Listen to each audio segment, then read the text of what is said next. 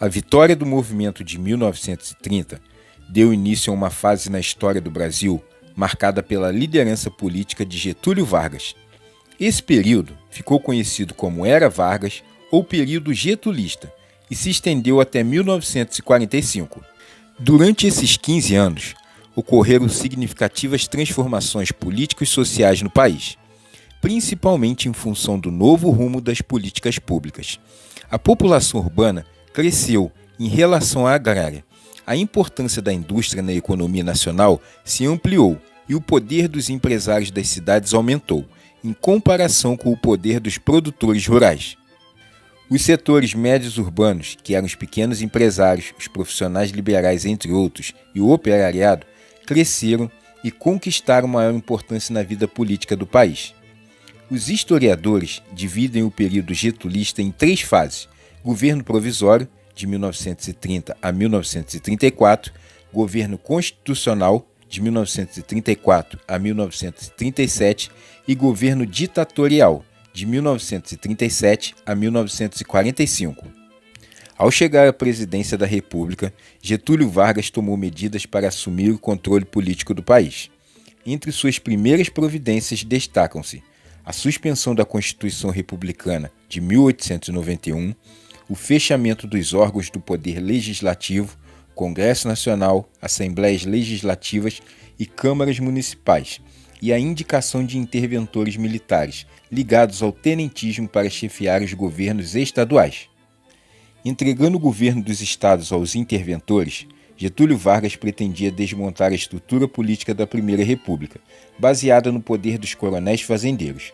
Os interventores acreditavam que em pouco tempo eliminariam a força dos grupos políticos tradicionais. Não eliminariam totalmente, mas conseguiriam reduzir o poder dos representantes dos fazendeiros que sustentavam o regime depois de 1930. Aos poucos, o governo de Getúlio Vargas foi se revelando centralizador, preocupado com as questões sociais e interessado em defender as riquezas nacionais. Isso assustou a oposição, especialmente os políticos de São Paulo, que desejavam a volta das práticas existentes na Primeira República, pelas quais obtinham privilégios. Para enfrentar o governo federal, os líderes do Partido Republicano Paulista formaram uma frente única com líderes do Partido Democrático, que eram dissidentes do próprio PRP, que haviam apoiado a Revolução de 1930, mas que estavam descontentes com a nomeação do interventor Antônio Alberto Lins e Barros para governar São Paulo. A oposição política do Estado exigia a nomeação de um interventor civil e paulista. Cedendo às pressões, o presidente nomeou o interventor Pedro de Toledo, mas essa medida não silenciou a oposição, que também exigia novas eleições e a convocação de uma Assembleia Constituinte. Naquela altura, os ricos fazendeiros queriam novas eleições, porque ainda controlavam o viciado sistema eleitoral. Em maio de 1932, 4 estudantes de São Paulo, Martins, Miragaia, Drauzio e Camargo, morreram em confronto com a polícia, numa manifestação pública contra o governo federal. Esse fato exaltou ainda mais os ânimos.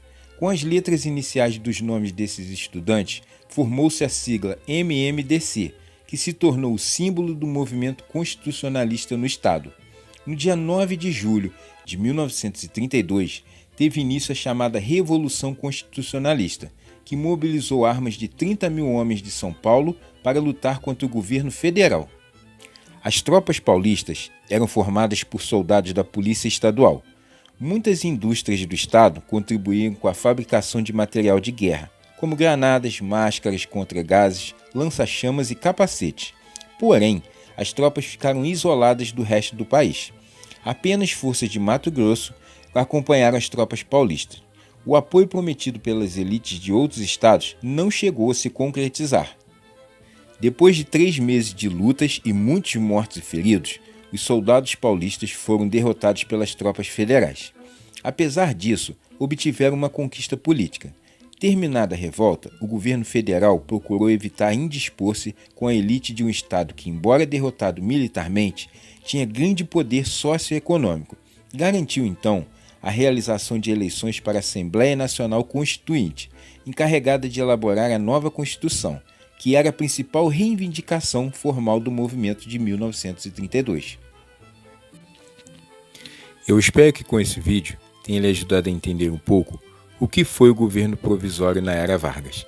Muito obrigado por você ter assistido a esse vídeo, um grande abraço e fique com Deus.